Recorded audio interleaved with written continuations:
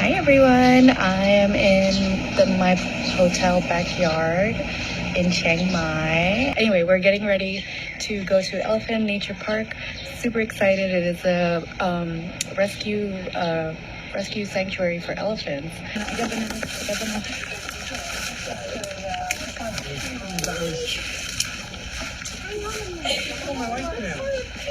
Oh wait, no touch. You can touch them. Yeah, you can pet them.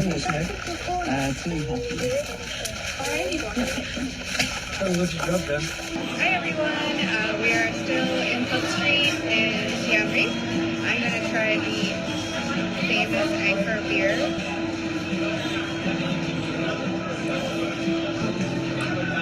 It's good, I think. I'm not a beer drink. So, that is my experience with Anchor beer. We'll be giving that to someone else.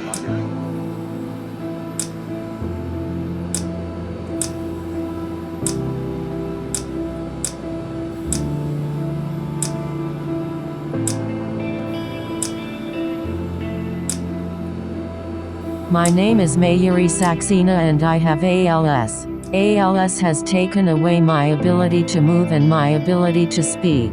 But it will never take away my voice, and it's with this voice that I am asking you to co-sponsor and pass the expanded access bills. House Bill 8662 and Senate Bill 4867.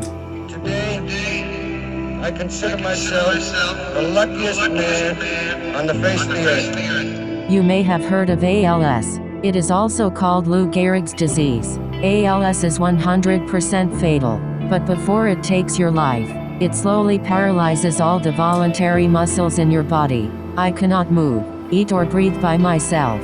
The only thing I can move is my eyes. That is how I am telling you my story today.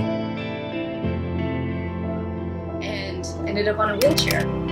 Supposedly I have a life-threatening disease, but that's not going to stop me from changing the world. In 2016, my life changed. First, I began stumbling for no reason. My muscles were weaker and I noticed one of my legs had started to atrophy. I saw numerous doctors, orthopedic surgeons, podiatrists, and physical therapists. No one anticipated I had a fatal disease at 32 years old. Most people with ALS die within 3 to 5 years. I was diagnosed 4 years ago. I am living on borrowed time and only Congress can turn back the clock to give me a chance to fight for my life. Every day I am dying a little bit more, waiting for access to promising drugs that are trapped in clinical trials. If this bill had existed when I was diagnosed, it is possible that I wouldn't be using eye gaze technology to talk to you today. I think some of the important lessons that you should really take to heart is, of course, be grateful for the people around you, for what you have. And I know that's, people say it all the time, be grateful for what you have, but really, one day, I was walking, and the next day you're not. Today I am 36 years old. I worked hard to earn my International Affairs degree from George Washington University. I went on to get a double master's in International Affairs and in Public Administration. I interned at the State Department. I lived in Virginia. International public policy was my passion. I lived in your world. I was you, your chief of staff, your legislative director, your daughter.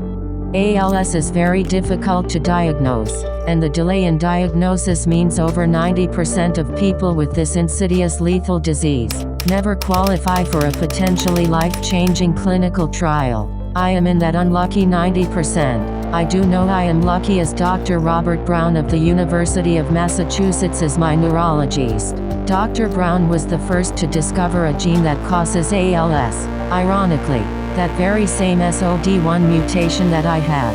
And now, Dr. Brown has developed a gene silencing therapy that turns off the harmful impact of my SOD1 gene. The day I first met with Dr. Brown, I was in a wheelchair, but I could eat and breathe unassisted. I could speak and type, but the clinical trial window had closed for me. I was diagnosed 6 months too late to qualify for Dr. Brown's trial. It didn't matter that I was only 34 and otherwise young and healthy. It didn't matter that Dr. Brown's gene silencing therapy had shown 93% efficacy, a 93% chance of living versus a 100% chance of dying.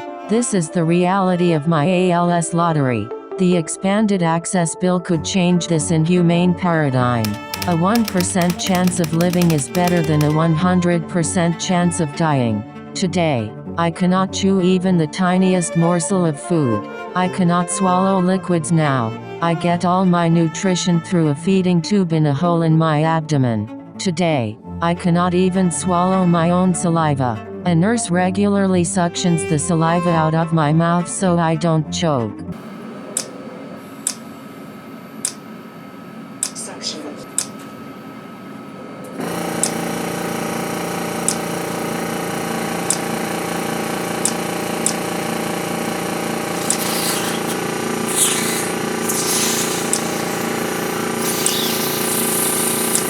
Today, I cannot cough on my own. Today, I cannot breathe on my own. A ventilator forces oxygen through my throat and in and out of my lungs. Today, I can no longer scream or curse on my own.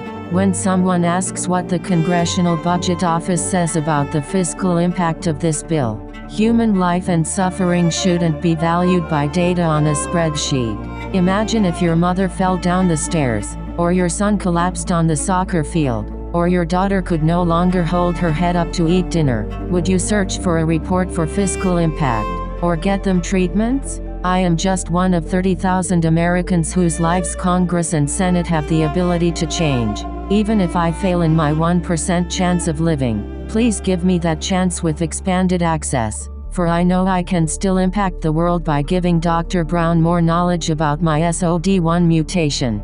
Please allow Dr. Brown to carry on my legacy with the lives he can change by what he learns from my fight.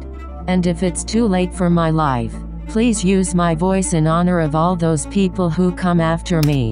For every 90 minutes, another American is diagnosed with ALS. With this expanded access bill, Congress and Senate can still rewrite our story so that no one else will need to face this insidious and fatal disease. Thank you for allowing me to have a voice. I truly hope action can be taken while I still have time left on this earth.